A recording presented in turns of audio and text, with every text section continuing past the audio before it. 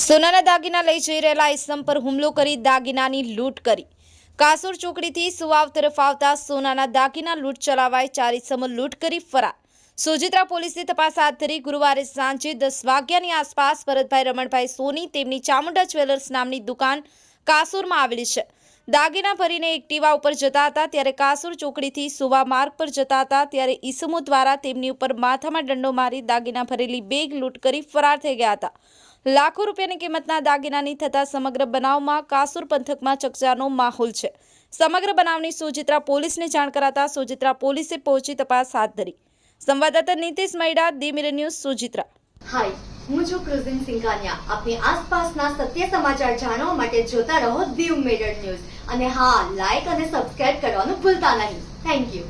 નમસ્કાર મિત્રો, હું ફિરોઝ ઈરાની આજે તમને એક નવી વાત કરવા આવ્યો છું। ધી મિરર ન્યૂઝ જોતા રહો, સબસ્ક્રાઇબ કરવાનું ભૂલતા નહીં અને શેર કરવાનું પણ ભૂલતા નહીં। સત્યની સાથે જોડાતા રહો। નમસ્તે મિત્રો, હું છું ચાંદની પરમાર।